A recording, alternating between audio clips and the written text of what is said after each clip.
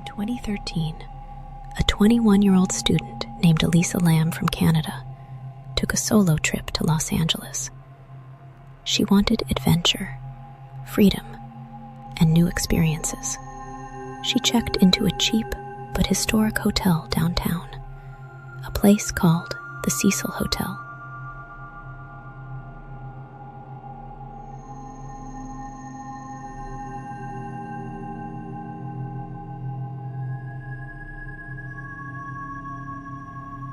What she didn't know was that this hotel had a dark and violent past. Murders, suicides, and even stays from serial killers had stained its walls.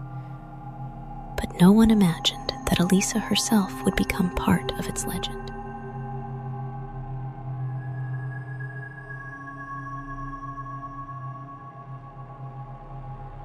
For the first few days, Elisa shared happy posts on her blog about bookstores, coffee, and city life. Then, suddenly, she disappeared. The hotel staff said the last time they saw her, she was getting into the elevator. After that, nothing. She was gone. Police searched the building for days, until they released one piece of evidence that shocked the world: the elevator video.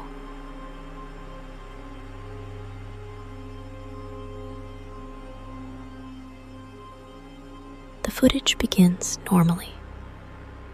Elisa steps inside, wearing a red hoodie. She presses several buttons, but the elevator door doesn't close. She steps out, peeks left and right, like she's hiding from someone. Then her movements become strange. She waves her hands in the air, as if talking to someone invisible. She presses herself against the wall, steps in and out, and finally, she walks away, disappearing from view. That was the last time anyone saw her alive.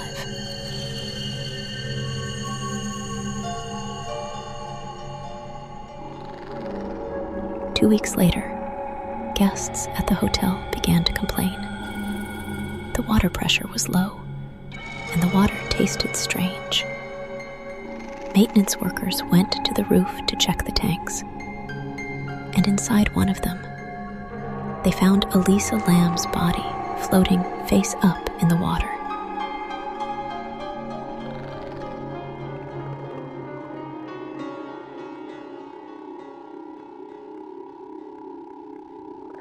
No one could explain how she got there. The roof access door was locked and alarmed. There were no signs of struggle. Her clothes were floating beside her. And the autopsy? It showed no drugs, no alcohol, no injuries, only drowning. But how? How could she climb a 10-foot water tank, lift the heavy lid, get inside, and close it behind her? The questions multiplied.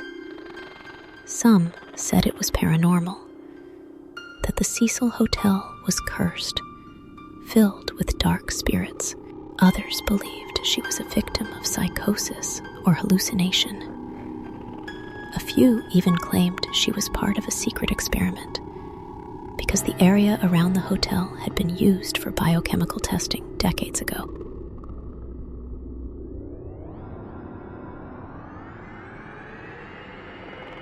Then came something even stranger. A movie called Dark Water had been released years before Elisa's death. In the film, a young girl's body is found inside a water tank on a rooftop, just like Elisa. Coincidence? Or something else? The Cecil Hotel itself has a long, terrifying history. It was home to serial killers like Richard Ramirez, the Night Stalker, and Jack Unterweger, another murderer who lived there in the 90s. Over the years, dozens of guests committed suicide, jumping from the windows of that very building.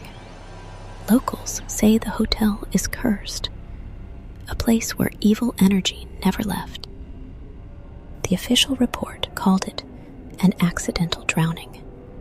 Case closed, but online investigators never stopped searching.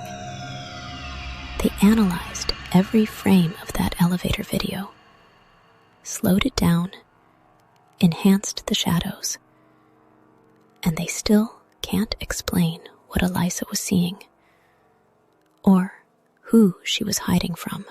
Today, the Cecil Hotel stands mostly empty. It's only opened for documentaries and ghost tours.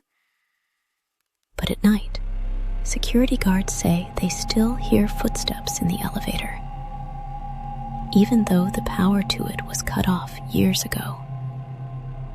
And sometimes, if you walk past the old lobby, you can hear the faint sound of water dripping from above.